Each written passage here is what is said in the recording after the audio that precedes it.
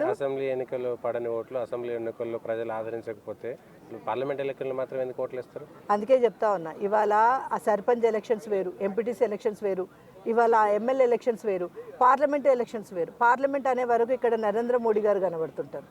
100కు 95% నరేంద్ర మోడీ గారు ఉంటారు. తర్వాత ఒక 5% అభ్యర్థి ఉండొచ్చు బహుశా. కానీ అసెంబ్లీకి వచ్చినప్పుడు మాత్రం 50-50 ఉంటుంది. 50% పార్టీ యొక్క ఇది ఉంటే 50% అభ్యర్థిది కూడా చాలా ఇంపార్టెంట్ ఉంటుంది.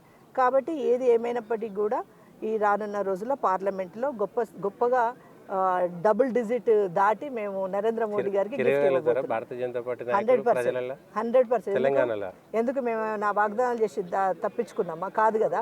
ఇవాళ కరోనా వచ్చిన రోజు నుంచి ఈ రోజు వరకు ఫ్రీ రేషన్ ఇచ్చినటువంటి ఘనత కేవలం భారతీయ జనతా పార్టీ కేంద్ర ప్రభుత్వం. ఇవాళ ఫ్రీ వ్యాక్సిన్ ఇచ్చినటువంటి ఘనత భారతీయ జనతా పార్టీ. ఉజ్వల గ్యాసులు కావచ్చు, ఎల్ఈడి బల్బులు కావచ్చు, లేదా సీసీ రోడ్లు కావచ్చు, సస్యశ్యామలైనటువంటి భారతదేశాన్ని తీర్చిదిద్దుతున్నటువంటి ఘనత నరేంద్ర మోడీది. కాబట్టి ఖచ్చితంగా మేము పోయి రాష్ట్రంలో ఏం చేసినామని చెప్పుకోవడానికి చాలా పెద్ద లిస్ట్ ఉంది మా దగ్గర.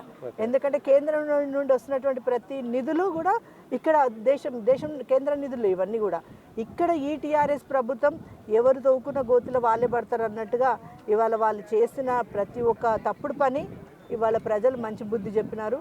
ఖచ్చితంగా రేపు రానున్న రోజుల్లో పార్లమెంటు విషయంలో ఆలోచించినప్పుడు 6 గ్యారంటీలతోని కాంగ్రెస్ గద్దెనెక్కింది.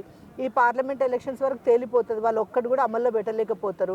ప్రజలకు అర్థమైపోతుంది ఇదంతా కాని పని. ఇవాళ నరేంద్రుడే ఈ దేశాన్ని కాపాడేటువంటి ఒక గొప్ప భక్తుడు అని చెప్పేసి ఖచ్చితంగా నరేంద్ర మోడీని ఆశీర్వదిస్తారు.